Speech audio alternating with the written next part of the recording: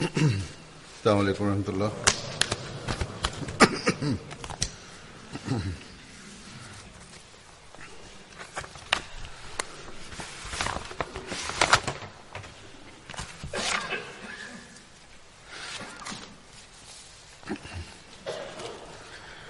أشهد أن لا إله إلا الله وحده لا شريك له وأشهد أن محمدا عبده ورسوله أما بعد فأعوذ بالله من الشيطان الرجيم بسم الله الرحمن الرحيم الحمد لله رب العالمين الرحمن الرحيم مالك يوم الدين إياك نعبد وإياك نستعين اهدنا الصراط المستقيم صراط الذين أنعمت عليهم غير المغضوب عليهم ولا الضالين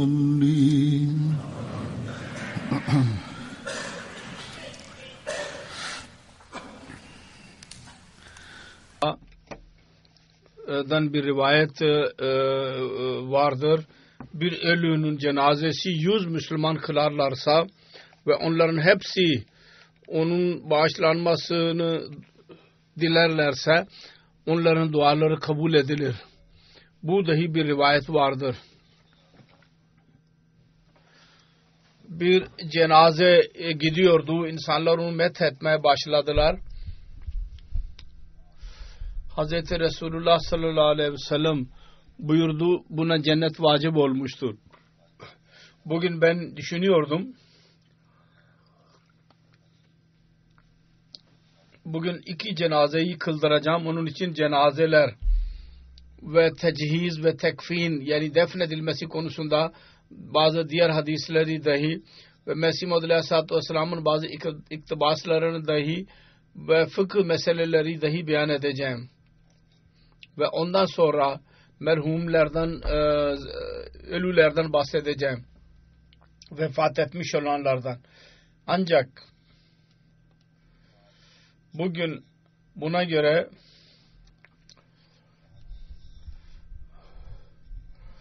hadisler ve Mesih Maud Aleyhisselatü Vesselam'ın iktibaslarını beyan etmek mümkün değildir. Çünkü bir cemaatin bir hizmetçisi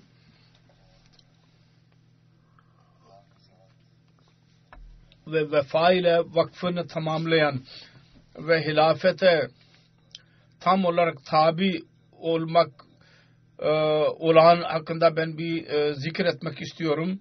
Onun gayb cenazesini kıldıracağım. Onun hakkında birçok insanlar bana yazdılar. Elimizde çok malumat birikti. Onlardan belki 5'te birini aldım. Ve onu dahi belki beyan edemeyeceğim. Ve bu olaylar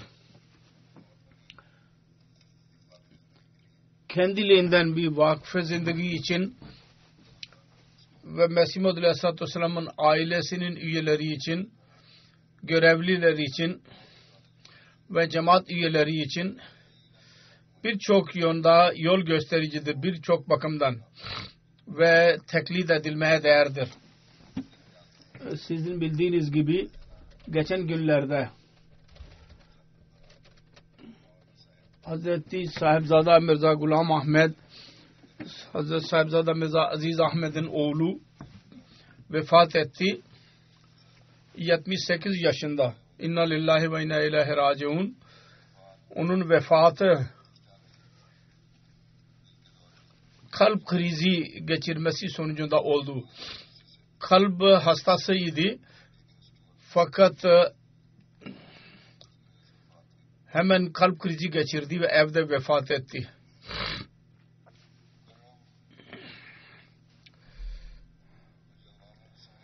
Hazret Mirza Gulam Ahmed Mesih Maud Aleyhisselatü Vesselam'ın büyük torunuydu. Hazreti Mirza Sultan Ahmed'in Mesih Maud Aleyhisselatü Vesselam'ın en büyük oğlunun torunuydu. Hazreti Mirza Aziz Ahmed'in radıyallahu anh'unun oğluydu. Hazret Mir Muhammed İshak'ın torunuydu. Benim eniştem idi. Onun annesi Hazret Sahibzadi Nasira Begum Hazret Mir Muhammed İshak Bey'in en büyük kızı idi.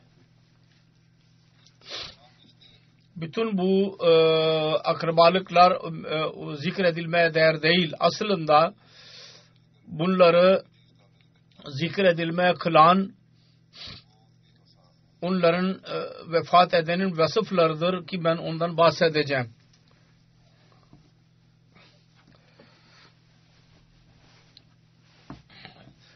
Dinin hizmetçisiydi, vakfe zindagiydi, hayatını vakfetmiş olan birisiydi. Ve bugünlerde zaafa rağmen, hastalığına rağmen ve büyük abisi vefat ettiği için onun etkisinde olmasına rağmen ben onun nazara ala görevini verdim. Bütün görevleri çok güzel bir şekilde ifa etti. Büroya geldi ve bütün fonksiyonlara katıldı. Bir gün önce Madrasatul Hifz fonksiyonu vardı. Başarılı olan hafızlar arasında şehadetler dayatılacaktı. Diplomaları akşam onunla katıldı. Ondan sonra Hudamul Ahmedi'nin bir programına katıldı. Sabahleyin dahi birçok insanların evine gitti. Hastalara baktı. 5 vakit namaz mübarek camiinde kıldı.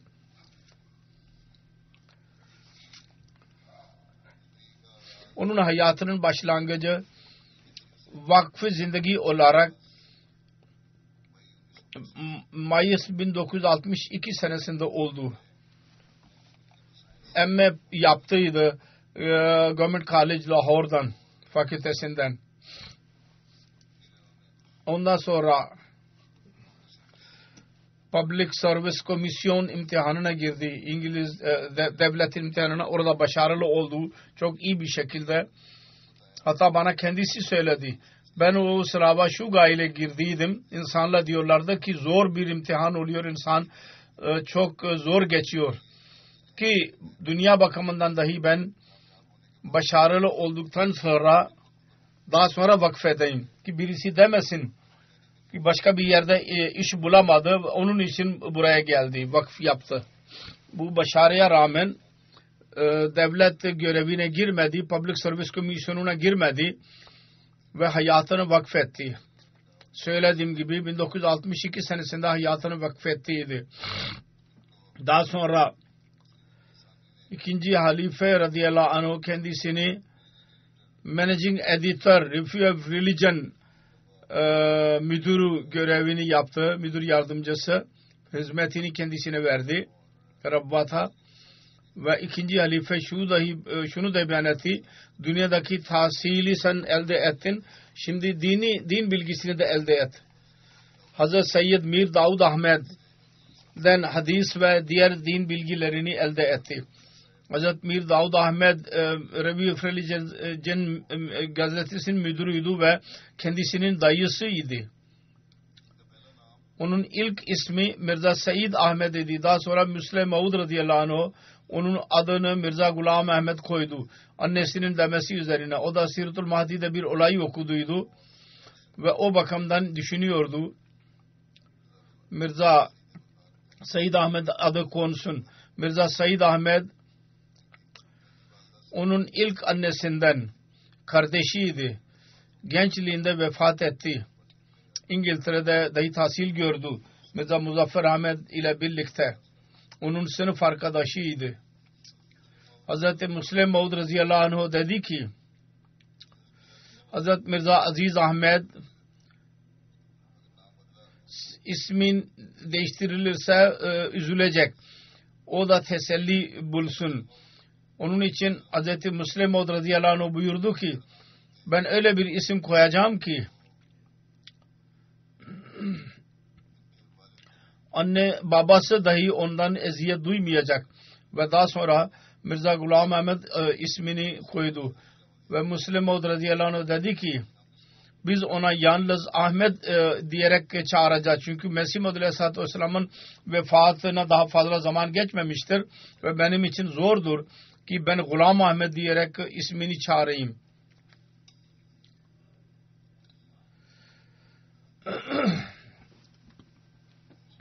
...1964 senesinde benim kız kardeşimle evlendi. Mevlana Celaluddin Şems nikahı kıydı. İkinci halife radıyallahu anh o günlerde hastaydı. Bunun 3 oğlu ve 2 tane kızı vardır. Ve 2 oğlu Mirza Fazıl Ahmet Nazır Talim'dir, Vakf-ı Zindagi ve Mirza Nasir İnan burada İngiltere'nin camianın müdürüdür. Her ikisi Vakf-ı Zindagi'dir. Ve Mirza Ehsan Ahmet Amerika'dadır. Tabii ki oradaki dünyadaki bir görevini yapıyor fakat orada da din hizmetini yapıyor. Nasyonal Ulusar Meclis'ten mal sekreteridir ve afsar celsadır Amerika'da. Onun kızı Amtul Veli Zubda ve Amtul Ali 2 tane kızı vardır. Zahra Mir Mahmud Ahmed Mir Masud Ahmed'in oğludur. Onun hanımıdır. O da Vakf-ı Zindagi'dir. Ve Nazır Sihattır o. Mirza Ghulam Ahmed'in hizmetleri Nazır Talim olarak görev yaptı. Additional Nazır İslah Irşad Mukami görevini yaptı. Birkaç sene Nazır Divan görevini yaptı. Hatta Nazır Ala olmadan önce Nazır 2018 senesinde Nazır Karpardaz görevini dahi yaptı. 2012'den 12 senesine kadar. Sonra Mirza Khurşid Ahmed'in vefatından sonra kendisini ben Nazır Ala ve Mir Mukami ve Sadr Encümen Ahmediye görevini verdim. Bu böyle görev yapıyordu. Daha önce Hilafet-i Rabia'da 4. halife zamanında dahi birkaç defa Nazır Ala Kaim Mukam Nazır Ala ve Kaim Mukam Amir Mukami olmak dahi nasip oldu kendisine. Aynı şekilde Vakf-ı Cedid Meclis'in üyesiydi. Ve 2010 senesinden 18 senesine kadar üyesi kaldı. Ansarullah da değişik kıyadet amirlerde görev yaptı. Naib Sadr 2. saf kaldı. Sonra 2. Naib Sadr oldu. Sonra Sadr Ansarullah 2004'den 2009 senesine kadar Sadr Ansarullah Pakistan görevini yaptı. Kudamul Ahmediye'de muhtemem olarak değişik yerlerde görevlerde yaptı. Naib Sadr Hudamul Ahmediye Merkeziye görevini yaptı. Bir sene. Ondan sonra Sadr Hudamul Ahmediye Merkeziye dahi yaptı. 75'ten 79'a kadar. Ve Review of Religion müdürü Mir Davud Ahmed'den sonra müdür oldu. Private Secretary olarak dahi 3. halifenin zamanında görev yaptı. Khilafet Library Komitesi'nin üyesiydi. Büyütül Hamd Society'nin Rabbah'ın sadrıydı. Fadıl Ömer Foundation'ın direktörüydü. Aynı şekilde Celsa Salana da birkaç sene hizmet yaptı. Görevlerde bulundu. Rabba'da celsalar yapıldığı zaman Naib Afsar Celsa ve Nazım Mehnet. Nazım Mehnet'in çok zor işi oluyor. Çaba sarf eden öyle insanlarla ilişki oluyor ki onlar gayri Ahmedi oluyorlar. Yemek hazırlayan vesaire ve çok bozuk insanlar oluyor. Onları kontrol etmek büyük zor bir iştir. Allah-u Teala'nın lütfuyla bu hizmeti güzel bir şekilde yaptı. Teberrükat Kabiti'nin sadrı kaldı. Register Rivayat Sahaba Mesih Maud Aleyhisselatü Vesselam'ın komitesinin üyesiydi. Meclisi İfta'nın üyesiydi. Tarih-i Ahmediye komitesinin üyesiydi.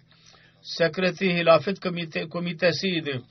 Nigran Managing Director Şikretul İslamiya görevini yaptı. Birçok iş nezaretle birlikte komiteler dahi kendisi yapıyordu bu görevi. 1989 senesinde kendisine ve Mirza Khurşid Ahmed radıyallahu anh ve iki encümen üyeleri 298 göre birkaç gün esir-i rahi mevla olarak kaldı. 28 Mayıs günü 2010 olayı olduydu Lahor'da. Orada birçok Ahmedi şehit olduydu. Orada Nadir Ala bir delege gönderdiydi hemen Lahor'a.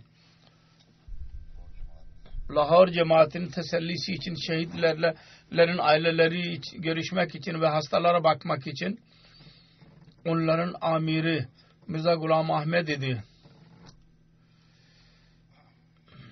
Şehitleri dahi hastaneye götürülüyordu. Hemen Lahor'a ulaştı. Ve ondan sonra hemen 2 hafta Lahor'da ikame etti. Orada kaldı ve orada kendisi baktı bütün işlere. Daruzikre'ye gitti bu delege. Ve çok firasetle ve çabayla bütün işlerini yaptı. Ve yaralıların tedavisini dahi gözetledi. Ve şehidanın evlerine, ailelerinin evlerine dahi gitti. Daruzikir ve aynı gün amilerin toplantısını yaptı. Ve yeni amiri ilan etti orada. Akşam ve yatsı namazını orada kıldırdı. Ki hafızada kalsın insanlar. Camiyi boşaltmayacağız. Ve hastanedeyken hastalara sormaya gitti. Orada Salman Tasir adlı vali oraya geldi. Başsağlığı diledi. Mirza Ghulam Ahmed onun dikkatini çekti şu yöne. Bu saldırı şu bakımdan yapılmıştır ki Ahmediye cemaati aleyhinde nefret uyandırıcı bir propaganda yapılmaktadır. Ve vali olarak sizin görevinizdir ki buna dikkat edin. Aynı şekilde İl Bakanı, Azınlık Bakanı Javed Michael dahi geldi başsağlığı için. Burada dahi çok cesaretli bir şekilde bakana dedi ki siz başsağlığı için geldiniz. Biz size teşekkür ediyoruz. Ancak iyi bilin ki biz kendimize asla azınlık görmüyoruz. Biz Müslümanız. Bunun üzerine bakan dedi ki aslında insan haklarının bakanıyım. O bakımdan ben geldim. Ve ona dedi ki bakanlar kurulunda ses çıkarmanız lazım. Cemaat aleyhinde bir propaganda yapılmaktadır. Onu sona erdirmeniz lazım. Her neyse ona görevlerine dikkatini çekti. Asıl bizim gözümüz daima Yüce Allah-u Teala'ya doğru oluyor ve o bize bu durumu düzeltecek inşallah Teala. 29 ve 30 Mayıs günü burada bir basın toplantısı yaptı orada. 2000 Haziran'da gece saat 11-12'ye de ona katıldı. Swiss National TV ve BBC ve Voice of America ve Sahara Televizyon Kanal 5 ve Dünya televizyonlarıyla mülakat yaptı. Ve 12 Haziran'a kadar orada kaldı. Orada çok açık bir şekilde onlara dedi ki biz Müslümanız. Ve hiçbirisi bizden Müslüman olmamızı bizden alamaz zorla. 4. Halife rahimahullah kendi bir hutbesinde bir rüyasından bahsettiydi. Ve buyurdu ki bunun zikri şöyleydi. ben düşünüyordum. 4. halife diyor ki ben çok işlerimi daha da çoğaltmalıyım. Geceleyin Miya Ahmed'i gördüm. Mirza Gulam Ahmed'i. O daima güzel bir fikir veriyor. 4. halife diyor ki Kur'an-ı Kerim hakkında dahi onun fikri vardı ki Tefsir-i Sagir'in arkasında not yazacağıma kendi tercümemi yapayım. Ve diyor ki elhamdülillah Allah-u Teala o tercüme yapmamı bana nasip etti ve birçok mesele halloldu bu tercümede. Ve daha sonra uzun vardı rüya. Nasıl kızların evlendirilmesi ve erkeklerin işleri için ne olmalı? Rüyada Miya Ahmed 4. halifeye anlattı. Yardım edebiliriz birbirimize dedi rüyada. Bir mektupta 4. halife Rahimahullah ona yazdı. Azizim Ahmed Sallamahullah Esselamu Aleyküm, sizin mektubunuzu aldım, ben sizin için dua ediyorum. Acizane bir şekilde sizin fıtratınızda bir Allah-u Teala doğruluk ve saadet koymuştur ve bu iki sayfa, bu iki sıfata hamil insanı Allah-u Teala hiç zayi etmez. Allah-u Teala size manevi ilerleme nasip eylesin. Daima sizin yardımcınız olsun. Aynı şekilde başka bir mektupta buyurdu. Kendi dualarımda ben sizi hatırlıyorum. Hepinizin hakkıdır ve din hizmetinde benim Sultan-ı Nasir'siniz. Allah-u Teala daima sizi korusun, sağlık versin ve hiçbir üzüntü size yaklaşmasın. Sonra yazdı ki beni dahi dualarında hatırlayınız. Ben çok istiyorum ki Ahmediye insanlar çarçabuk kabul etsinler. Sonra dedi ki MTN'in silahı dahi bütün dünyada vardır. Ve benim amelim her tarafta nur olsun, güzel programlar göndersin. Tağut ve şeytan Ramazan'da yakalansın tam olarak. Bunun karısı, hanımı Amtun Nur hanım diyor ki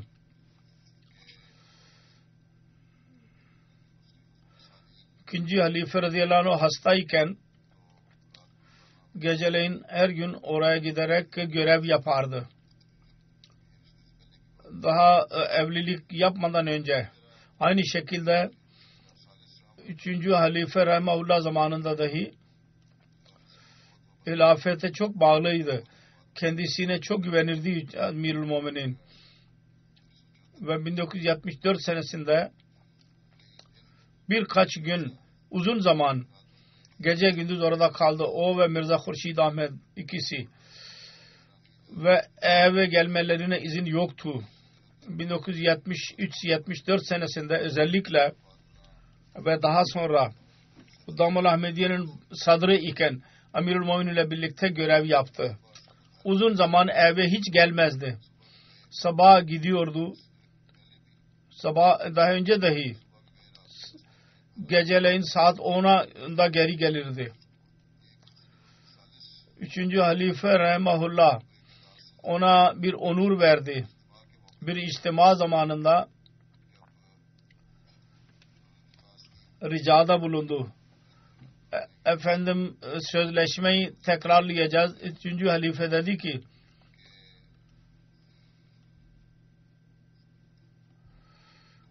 sen tekrar et Sadr Huddam Ahmediye ve sonra emir olarak iade ettirdi ve diğer huddamlar gibi kendisi onun arkasında o sözleri tekrarladı. Mirza Khurşid Ahmed'in vefatı üzerinde ben zikrettiydim. 4. halife buyurduydu. Sen bu iki şahs çok vefalıdırlar bana ve her hilafete vefalıdırlar. Bana yazdıydı fakat ben sözlü olarak dahi bana beyan etti. Kendisi ismini yazmadıydı. Yalnız Mirza Khurşid Ahmed'den bahsetti. Aslında Mirza Gulam Ahmed ve Mirza Khurşid Ahmed her ikisi hakkında 4. halife beyan ettiydi. Bunlar her hilafete vefalıdırlar ve bana da vefalıdırlar. Amirul Mu'minin yüzü kayboldu ve onu aramak için kendisini çağırdı.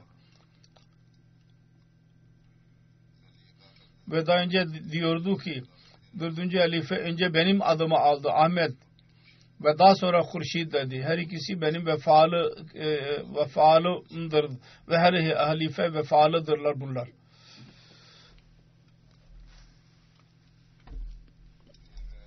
Sonra hanımı diyor ki gece nafile namazında o kadar ağlardı ki bütün ev yankılanırdı.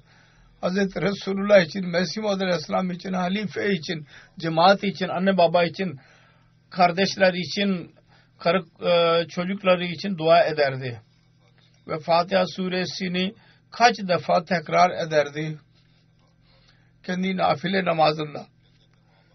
Annesi, babası ve kardeşlerini çok severdi. Fakat şöyle ki ben insafsızlık yoktu kendisinde. Kardeşlerine hanıma onur verdi ve her iki akrabası arasında bir denge kurdu. Akrabalarla ve karısı arasında. Küçük bir hediye kendisi verirdi, teşekkür ederdi. Eve gidince yahut mektup yazarak ona teşekkür ederdi yahut aynısını kendisine verirdi hediye olarak. Bir güzelliği şuydu, hangi iş kendisine verilirse onu yapmadan önce rahat durmazdı. Bilgisi çoktu. Hatırası iyiydi. Hiç bir rivayet olsun eski akraba ona sorun hatırında olurdu. Ve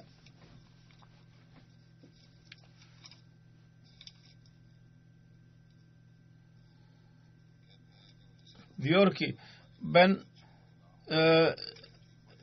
benim hasta olsam, iyi olsam kızının hakkını eda ederdi ve beni gezdirirdi. Gezdirmeyi ben çok severdim. Gezmeyi. Karısı yazmıştır. Benim kardeşim Abdurrahman Anver'in karısı anlatıyor. Rüya gördü. Abdurrahman Anver Bey radıyallahu anh ki bunun annesinin evinin önünde 2 tane gül fidanı vardır. Güzel güller vardı üzerinde. Bu rüya gerçekleşti. Karısı diyor ki her gelişinde hemen çanda verirdi ve ondan sonra diğer masraflar yapardı. Kendisi ve karısı dahi bizim annemiz tarafından caydadın ve baba tarafından bir parça verdi. Önce onun vasiyetini eda etti. Caydat hissasını verdi. Ve ondan sonra gelir olandan vasiyet parasını verdi. Ondan sonra bana derdi ki ben çandayı verdim. Öylece benim bütün malımın çandasını verdi. Ve ben hiç yük taşımadım. Çocuklar için dahi çocuklara, kızlara ev yaptı. Onlar vasiyet parasını kendisi ödedi.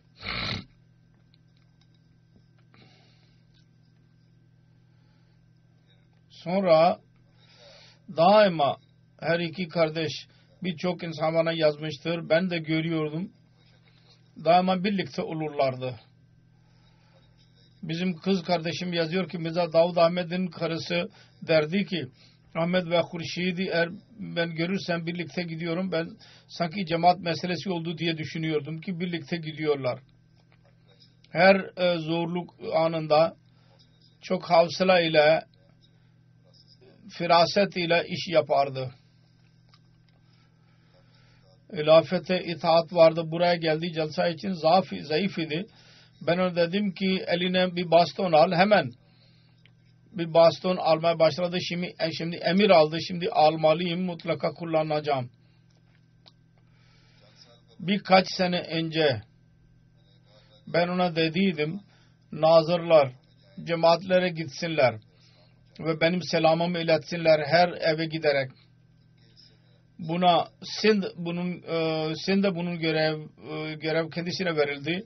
Karısı diyor ki gelince baktım mı toparlıyordu. Dedim ki bir yerde düştüm bir merdivenden. Fazıl Ömer Hastanesi'nde baktırıldı. bir kırık vardı. Her iki bacağın azıcık.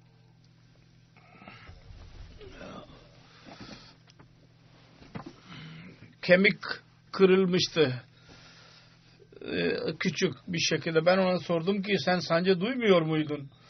Dedi ki evet sancı duyuyordum fakat Amirul Mu'mininin mesajını her eve götürmeliydim. Onun için 11 gün ben hissetmedim ve görevimi bitirdikten sonra geri döndüm. Onun büyük oğlu yazıyor. 4. Halife Rahimahullah'ın hicretinden sonra Amirul Mu'minin hutbesinin kaseti ilk olarak kendisine gelirdi ve çok hepsini biriktirirdi, toplardı ve Amirul Mu'minin hutbesini onlara dinletirdi. Sonra emtiyeden sonra bu hutbe dinlemeyi kesin kılardı. Evin her üyesi onu dinlesin. Evde çalışanlar dahi ve diğer görevliler dahi, hizmetçiler dahi dinlesinler. Mikrofon vardı ya televizyonda bunlara dinletirdi hutbeyi. Lahor'a gittiği zaman oradan bir olayını yazıyor oğlu. Mayo Hospital'a gittiği zaman çok kalabalık idi ve çok para istiyorlardı. Yüksek sesle ilan etti. Bütün intizamlar Sadr Anjuman Ahmediye yapacak. Hepsi Lavvaha defnedilecek. Bütün cenazeleri götüreceğiz. Ve birisi evine götürmek istiyorsa izin vardır. İnsanlar teselli buldular. Her yaralının evine gitti, şehitlerin evlerine gitti, yemek hazırlattı evlerde. Eğer kazanan yoksa onlar için düzenleme yaptırdı. Bazı bilgiler vardı, bazı insanlar kendisinin peşindedirler ve ajansiler tarafından, kuruluşlar tarafından can tehlikesi vardı. Oradan çağrıldı geri. Ancak 28 Mayı'dan sonraki Cuma'da yine oraya gitti ve orada Darüzzikir'de Cuma kendisi kıldırdı. Ki cemaat üyeleri havsala bulsunlar. Fakirlere çok bakardı. Eski dostlara çok bakardı. Çocuklarının sınıf arkadaşıydı. Tahsilini tamamlayamayan değişik işler yaptı. Evde boya yapardı. Ona çok yardım etti ve onun çocuklarına baktı. Sonra 1979 senesinde Damar Ahmediye'nin içtima vardı. Orada yakalandı. Mirza Khurşid Ahmed Nazır Murama idi. O dışarıdaydı. Rabbat dışında. Bu onun kaymakamı idi. Magistrate onu çağırdı, hakim. Ve dedi ki içtimayı durdur. Dedi ki siz yazılı olarak bana izin verdiniz. Şimdi yazılı olarak verin ki durdurun, biz durduracağız. Hayır ki sözlü olarak söylüyorum, emir veriyorum. O yok, dedi ki biz sözlü olarak kabul etmeyeceğiz. Akşam bile Mirza Khurşid Ahmed geldi, onu çağırdı. O da aynı şekilde cevap verdi. Bunun neticesinde söylediğim gibi birkaç gün esir olarak kaldı. Yakalandılar ve hapishane kapatıldılar. Hapishanede. Onun kızı diyor ki benim babam çok gitti ki hilafete vefalı kalsın ve bize dahi aynı nasihette bulundu. Diyor ki bir seferinde babam bana dua için söyledi çırpınarak ve birkaç gün dedi. Ben bilmiyordum ki sebep ne. Belki Emirül Müminin tarafından küçük bir kızgınlık vardır. Çok ağlardır namazlarda. Benim zihnimde onun etkisi kaldı ve benim durumum dahi aynı oldu.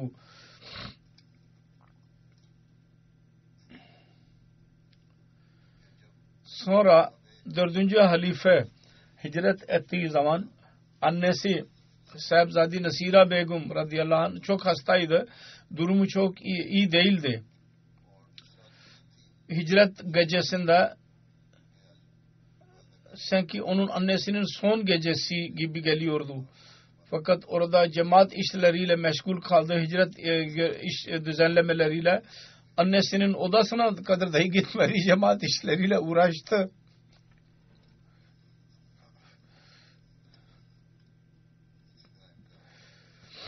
aynı şekilde 5. halife ile benimle dahi itaat ve vefa görevi kaldı. Oğluna dahi dedi ki sen görmüyor musun?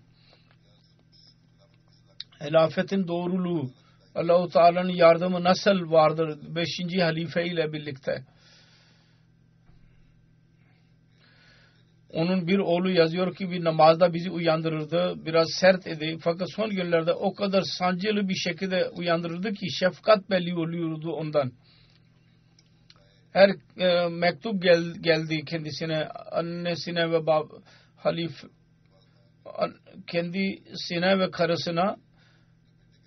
Oğlu diyor ki bütün mektupların kopyalarını yaparak bir dosya hazırlayarak bize verdi. Bütün çocuklara. Ve sizin ömrünüzün elde ettiği meta budur. Bunu iyi koruyunuz. Halifeler tarafından mektupları.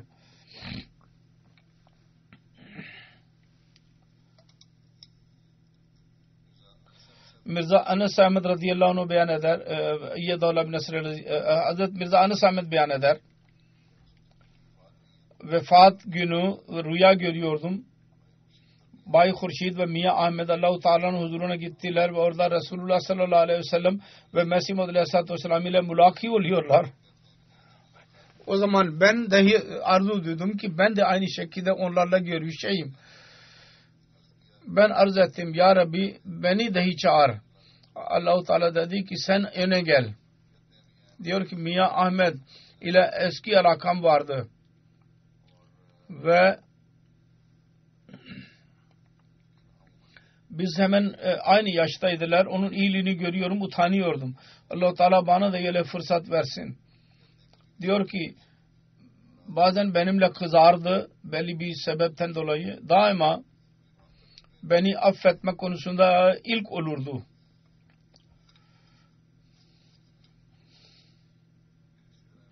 Sonra aynı şekilde onun namaz durumu hakkında yazmıştır. Namaz kıldığını görüyordum. Öyle ağlayarak namaz kılardı ki ben gıpta duyardım. Çok zeki, sorumlu, 5 vakit namaz için camiye gitmek, fakirlere yardım etmek ve onların işini yapmak, güçlerini Allah yolunda harcamak fırsatını elde etti.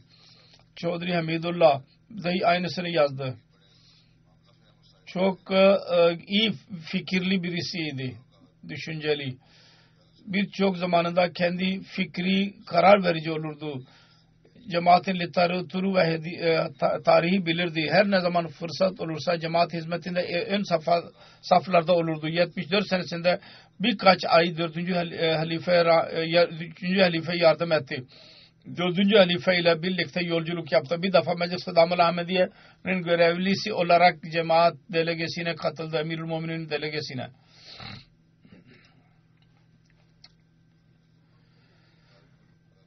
Kadiyan'daki görevli Akrem Bey yazıyor. Mirza Hurşid Ahmed'in vefatından sonra başsağlığı diledim. Sancılı bir şekilde bana dedi ki benim için dua et, Kadiyan'da ve diğer büyüklere de ki dua etsinler. Çünkü Miya Hurşid'in vefatından sonra ben tek oldum. Allah Teala bana yeni görevler yapmamı bana nasip eylesin. Dua için diyordu. Kadiyan'a gittiği zaman, yolculuk yaptığı zaman dervişlerin evlerine giderdi. Ve aynı şekilde oranın dervişlerinin dullara ve yetimlere hizmet etmeye çalışırdı. Makamat-ı mukaddesleri bilirdi. Kutsal yerleri. Kadiyan'a giderek Akrem Bey yazıyor. Hazreti Mesih Muhammed Aleyhisselatü Vesselam'ın dua ettiği yerde mutlaka orada nafile namaz kılardı. Bana da nasihat ederdi. Siz çok şanslısınız. Bu kutsal yerde kalıyorsunuz. Burada çok dua edin. Hıdam-ı Ahmediye'nin sadrı olarak çok hizmetleri vardır. Her yerde Hıdamlara gitti. Bana birçok defa yadı Sind turuna gidecekti. Bazı yerlerde araba gidemezdi. Yayan giderek hizmet hıdamlara gitti ve onlar hıdamlar çok etkilendiler. ormanlarda ve hala onu hatırlıyorlar. Aynı şekilde tarihin müdürü Asfandiyar Munib yazıyor ki Ahmediye tarihi için özellikle çok faydalı bir zat idi. Müşavireti panelin üyesiydi. Çok ince bir şekilde bakardı tarih müsveddesine ve çok iyi fikir verirdi. Çok değerli. Bize yol gösterirdi daima. Cemaat tarihinin olaylarının detaylarını bilirdi, arka planını iyi bilirdi.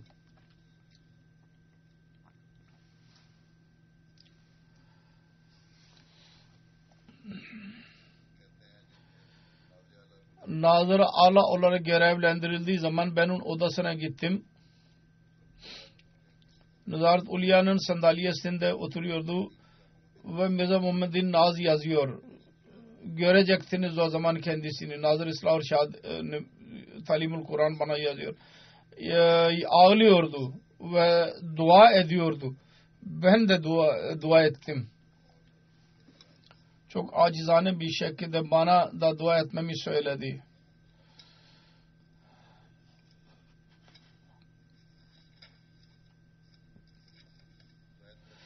Zahid Kureşi diyor ki Hudamul Ahmediye'nin sadrı idi. Hudamul Ahmediye Lahore bana bir iş için kendisine gönderdi. Ben bürosuna gitti. Evan-ı Mahmud'da kendisiyle görüşmek için mektuplar verdim. Yaz günüydü öğleyin. Ondan sonra evraklar aldıktan sonra bana dedi ki yemek yediniz mi? Ben dedim ki daha yok yemedim. Darü Ziyafet'e gidecek yemek yiyeceğim. Hayır dedi ki benimle beraber gel. Biraz bekle. Şimdi yemek yiyeceğiz. Dedi ki belki burada yemek Evan-ı Mahmud'da hazırlatacak yemek. Biraz müddet sonra geri geldi. Bisikleti çıkardı ve dedi ki arkamda dur, otur bisiklete. Gittik oradan. Ben dedim ki yolda Darü Ziyafet'e gideyim. Darü Ziyafet vardı yolda. Hayır sen burada otur. Çok yaz gününde beni evine götürdü. Orada yemek verdi.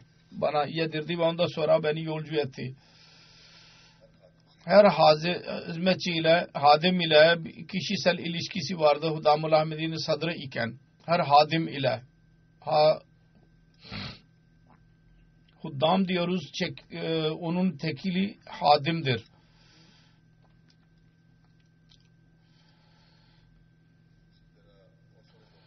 Aynı şekilde birçok insan yazmıştır. Biz birçok iş ondan kendisine öğrendim. Doktor Mubaşşir diyor ki birçok işin yolunu kendisinden öğrendik. Üslubunu.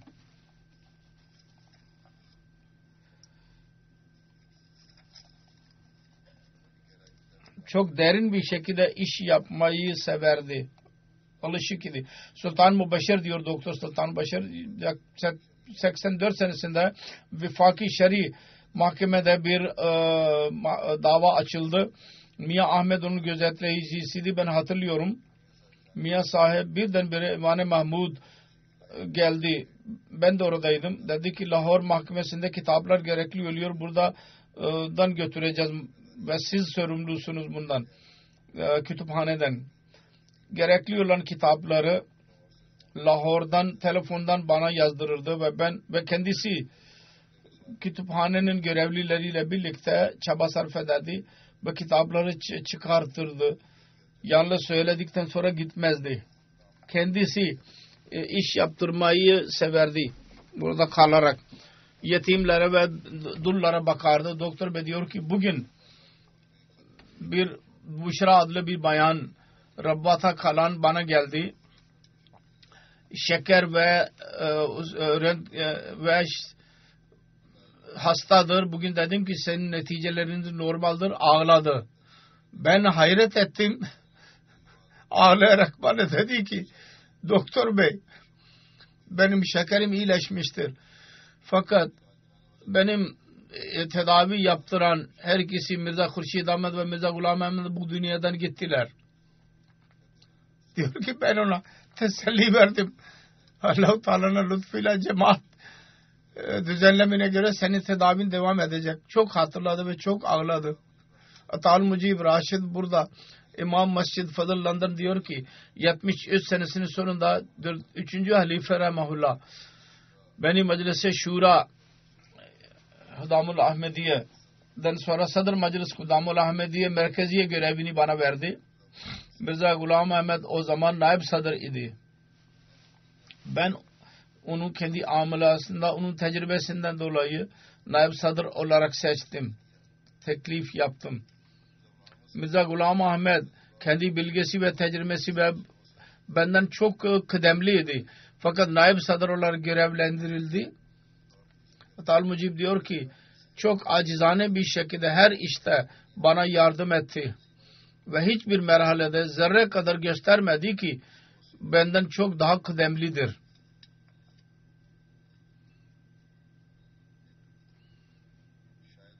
Bir Şahid Abbas adlı birisi var, Malezya'dan yazıyor.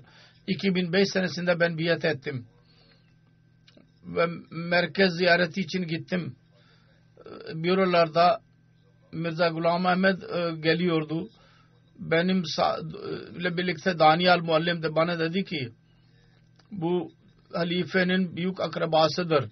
Dua için ona söyleyelim. Ben ona gittim ve dedim ki ben Şia'yı bırakarak cemaate girdim. Benim için dua edin. Benimle kucaklaştı. Benim elimden tuttu. Ve coşkulu bir şekilde dedi ki ben sizi öyle bir zatı niye söyleyeyim ki ben kendim ondan dua istiyorum. Sordum kimdir o? Dedi ki halifedir o. Dedi ki halifeye dua için yaz. Diyor ki Nev Mubayik ben onun gözünde halife için bir sevgi ve coşku gördüm. O görülmeye değerdi. Ve o benim gözümde kaldı. Kalbimde. Bir resim gibi. O manzara. Anjum Pervez Murabbi'dir burada Arap masasında bir gün Çodri Muhammed Ali Bey anlattı. Bir gün öğleyin çok sıcakta Mia Ahmet bisikletle birisini arıyordu. Boya yapan birisiydi. Sordu ki kimi arıyordunuz bu sıcakta? Dedi ki ben bunu homeopatik bir ilacı yanlış verdim. Şimdi onu arıyorum ki yemesin. Asıl ilacı ona vereyim. Onun için onu arayarak ben kendim ona ilaç vermeye çalışıyorum. Ben onu bulamıyorum.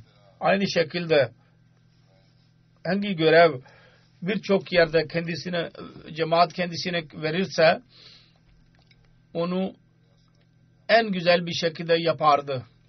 Birçok olaylar yazmışlardır insanlar.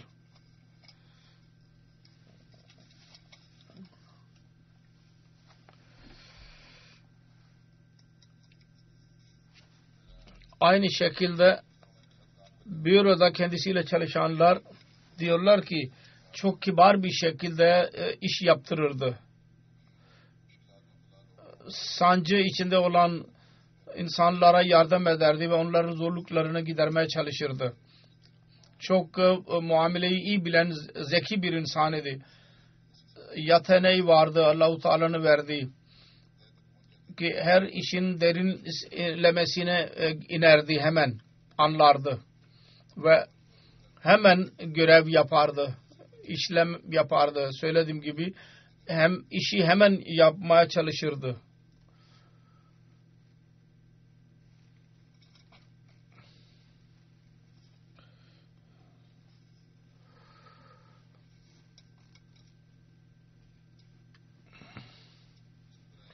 Aynı şekilde bir defa bazı çocuklar büroya geldi birkaç gün önce, vefatından önce. Görevliler Hifazet-i Merkez'in kendileriyle belki kendilerini dövmüşlerdi. Şikayet için geldiler. Birisi çok darbe yemişti. Dedi ki seni hastaneye giderek gösterdin mi? Dedi ki yok. Dedi ki önce hastaneye git tedavi yaptır. Bugünlerde sen izin vardır. Büro açılınca ben bütün işlem yapacağım ve her kim suçluysa ona ceza vereceğim. Hemen orada iş yaptı ve çocukları gönderdi ki önce hastaneden tedavi yaptırın.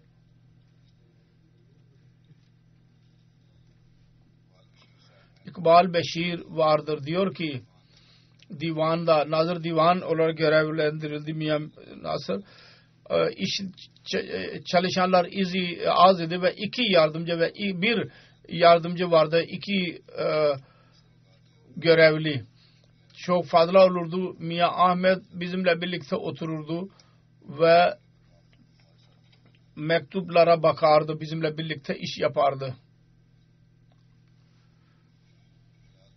Riyaz Mahmud Bacva murabbidir. Emekliye ayrıldı. Diyor ki ben bir gün bürodaydım.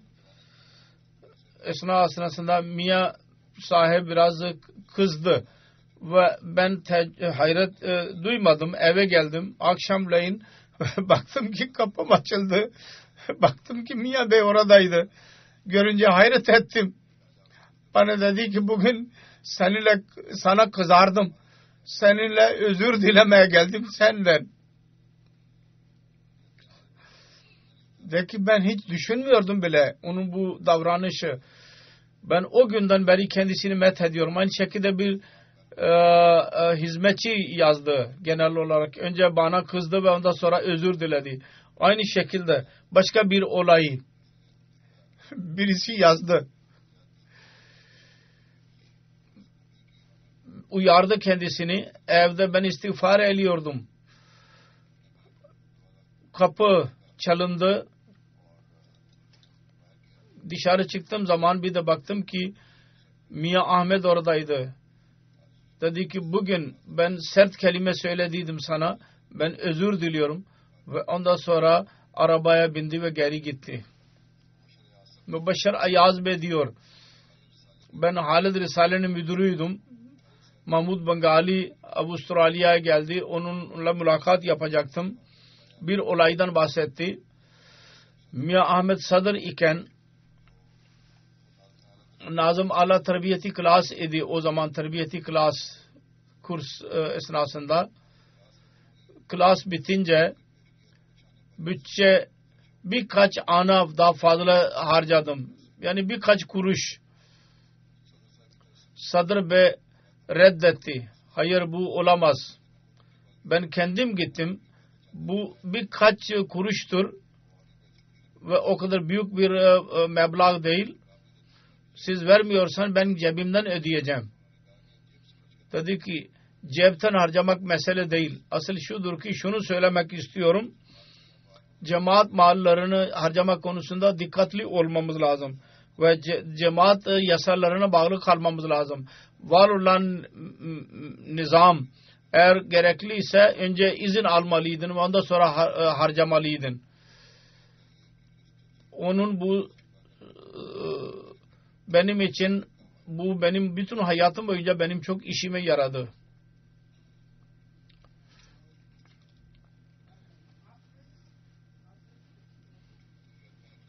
Diyor ki hilafeti çok bağlıydı hilafete. Bir sefer bir ifta komitesinde zekat konusunda konuşuluyordu, tartışılıyordu. İfta bir rapor hazırladı zekat hakkında. Atların ben onu reddettim. Tekrar onu bakın içtihad gereklidir. Çok komite hazırlandı. Uzun tartışmalar olurdu ve neticeye varamıyorlardı. Sonunda Sadr Bey o komitenin başkanı seçildi. Orada ulemalar hazır idiler. Benim söylediğim şeyin tersine yapsınlar. Bir müddet onun sözlerini dinledi. Sonra Mübeşşer Ayaz Bey diyor ki çok celali bir şekilde dedi ki halife bir karar vermiştir. O zaman niye düşünüyorsunuz ki onun aleyhinde olabilir? Ve bütün delilleri reddetti. Ve bakmadı ki kim büyük alimdir ve kim ne diyor. Diyor ki Tarih-i Ahmediye ve cemaat olayları ve rivayetlerinin bir ansiklopedisi halinde durumundaydı. Her nerede Mesih Muhammed Aleyhisselatü Vesselam'ın işini ben yazıyorum. Hayatını bir zorluk çakıyorsam kendisine giderdim. Çok bilgisi vardı bu konuda. Derin. Aynı şekilde Kadiyan'ın yerleri hakkında çok bilgisi vardı. Ve söylediğidir bana gösterin, tanıtın tarihi yerlerini. Çok mutlu bir şekilde tanıtırdı. Bir defa hastaydı. Yürüyemiyordu fakat yine hissettirmedi ve bizimle beraber gezdi. Merdivenler çıkarken biz hissettik. Sonra kendisi dedi, bugün ben hastayım, eziyet duyuyorum. O zaman biz utandık ki niye kendisini biz eziyete soktuk. Aynı şekilde birçok konular vardır. Cemaat hizmeti için nereye gönderdiysem bakmadı ki yolda eziyetler nedir.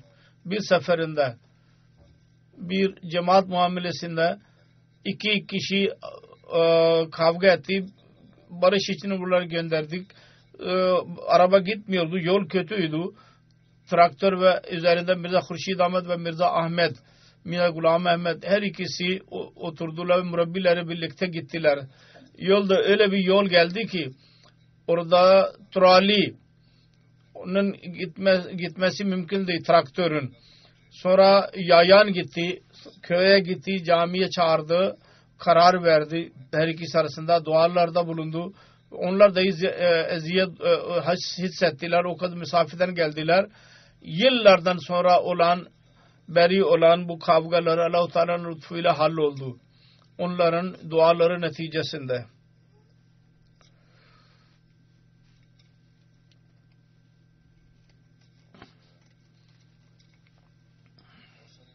Birçok olay vardır.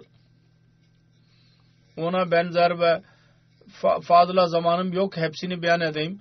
Görevlileri çok severdi. Her birisi yazmıştır. Küçük küçük ihtiyaçlarına bakardı.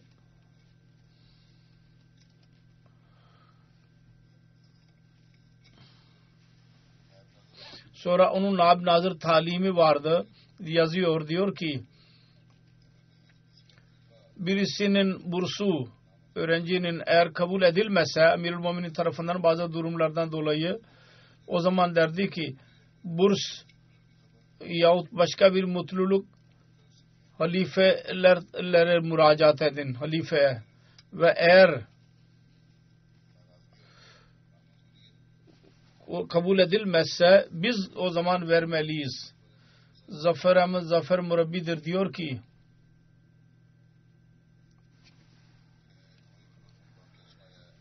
olayından bahsetti. Evde evi şişti fakat hiç aldırış etmedi.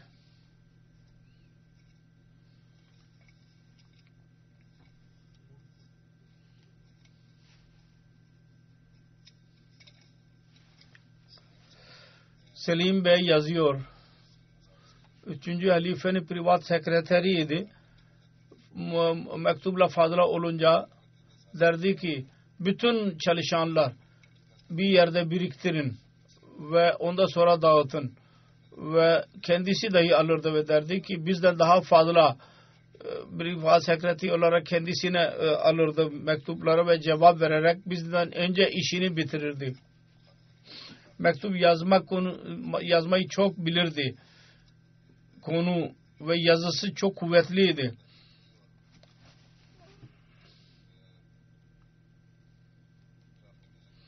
Drafting çok güzel idi. Söylediğim gibi yani bir konuyu makale gibi yazmak.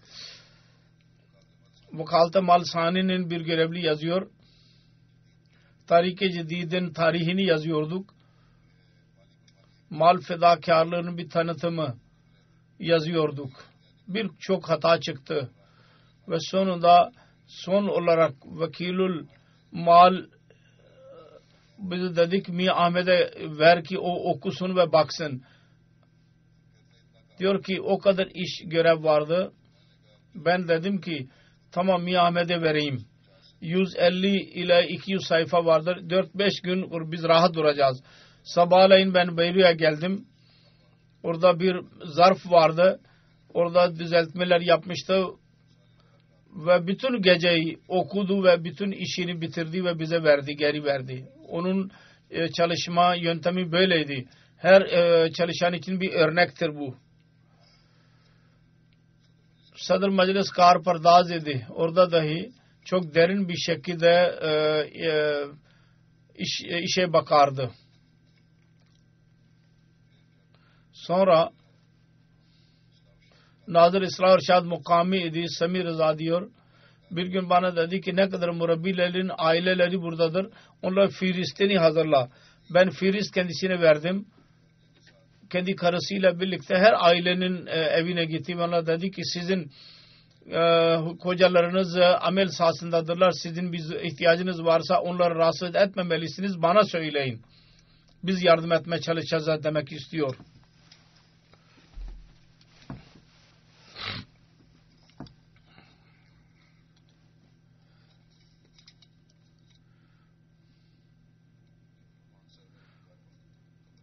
Burada Halilur Rahman adlı vekalet-i tamil ve tenfizde görevlidir. Diyor ki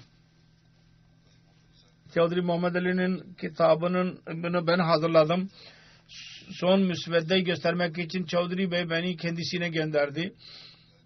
Kendisine verdim ve bir müddet için durdum. Sordu. Bir mesele mi var? Ben korkarak dedim ki benim annemin ameliyatı olacak. Yalnız bu kadar söylediydim. Ne kadar para gerekli ve özel defterinden banka defterini çıkardı ve dedi ki ben dedim ki 7.000 rupi gereklidir, bana verin ve daha sonra size geri vereceğim. Kendi hesabından bana verdi ve dedi ki dua edeceğim, senin meselen değil, ben senden geri alayım yahut almayayım, sen onu al götür, daha fazla ihtiyacın olursa yine bana gel ve korkma. Aynı şekilde Hafız Bey dahi yazmıştır. İlafet ile özel bir işi vardı. Ve her seferinde belli oluyordu.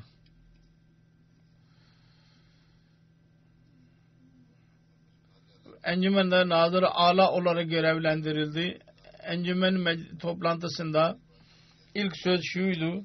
Nazırların önünde mecliste yardım için söylememe gerek yok. Siz bana mutlaka yardım edeceksiniz. Çünkü halife beni görevlendirmiştir.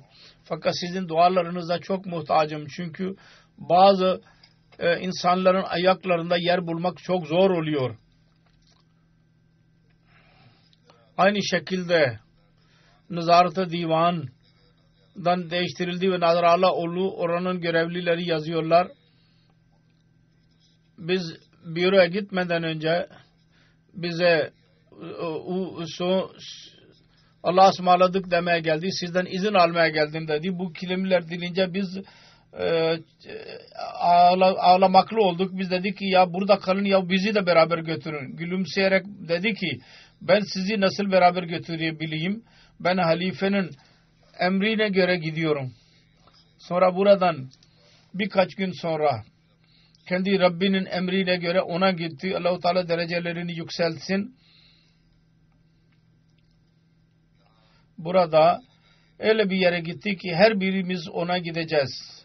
Kendi seferinde nöbet geldiği zaman. Fakat Allah-u Teala'nın rızası için kendi hayatlarını geçirmeye çalışanlar ne mutludur onlara.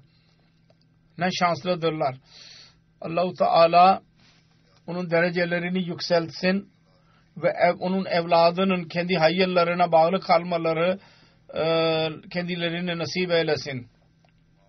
Ve bütün vakıf-ı zindagi ve görevliler nasıl kendisi vefa ile birlikte kendi vakfını yerine getirdiyse ve hizmetleri yaptıysa Allah-u Teala diğerlere dahi aynı şekilde görev yapmak nasip eylesin. Allah-u Teala güç versin her birisine. Allah-u Teala cemaatimize gelecekte dahi iyi, salih, feda ve vefa ile hizmet eden görevliler bize nasip eylesin. Amin.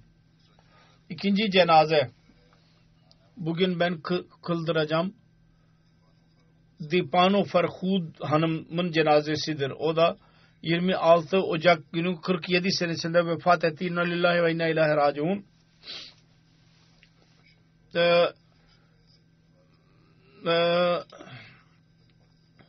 Blood pressure ve böbrek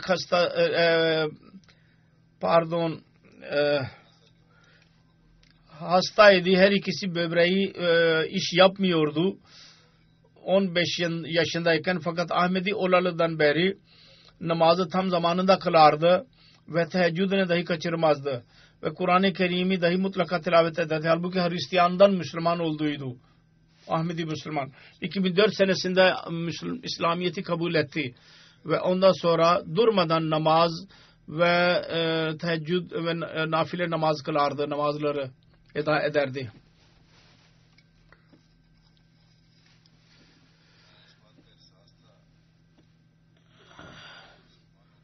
Müslümanların durumunda bir bozukluk var, onu hissediyordu.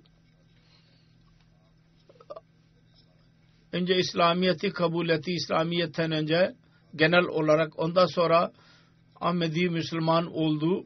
Hz. Resulullah sallallahu aleyhi ve sellem'in gaybi haberleri konusunda gerçeği aramaya başladı. Ahiret ile birlikte ve ondan sonra onun neticesinde Ahmediye cemaatine katıldı. Ahir zaman ile ilgili gaybi haberlerini araştırdığı zaman Resulullah sallallahu aleyhi ve sellem'in verdiği. Diyor ki kendisini yavaş yavaş ölüme gittiğini hissediyordu. Öyle ki İslamiyet'i kabul ettiği zaman ölüme yaklaşmıştı. Doktor gayrimüslim derdi ki bu Müslüman Allah ile görüştüğü zaman kalbi yeniden nefes almaya başlamıştı. İslam Ahmediye'yi kabul etmeden önce hepatitis C oldu. Fakat biyetten sonra mucizevi bir şekilde şifa buldu. Mucizevi şifanın kendi ailesinden bahsederdi. Yüksek tansiyonu vardı ve böbrek hastalığı dahi vardı.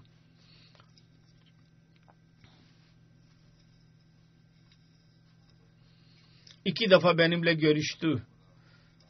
Çok ihlas ve vefayı gösterdi daima.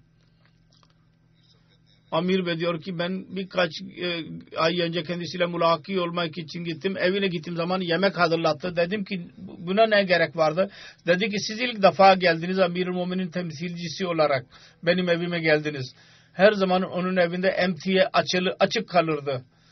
Emtiyeyi açardı. Allah-u Teala derecelerini yükselsin, mağfiret eylesin, merhamet eylesin, rahmet eylesin kendisine ve onun arzuları vardı. Bütün ailesi dahi Ahmedi Müslüman olsun. Allah-u Teala onların dualarını kabul buyursun. Amin.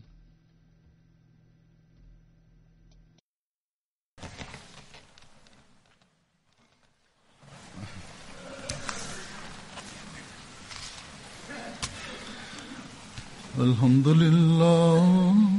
Elhamdülillah. Nahmaduhu ve nesta'inuhu ve nestağfiruhu. ونؤمن به ونتوكل عليه ونعوذ بالله من شرور أنفسنا ومن سيئات أعمالنا من يهده الله فلا مضل له ومن يضلل فلا هادي له ونشهد أن لا إله إلا الله ونشهد أن محمدا عبده ورسوله عباد الله رحمكم الله إن الله يأمر بالعدل والإحسان وإيتاء ذي القربى وينهى عن الفحشاء والمنكر والبغي يعظكم لعلكم تذكرون اذكروا الله يذكركم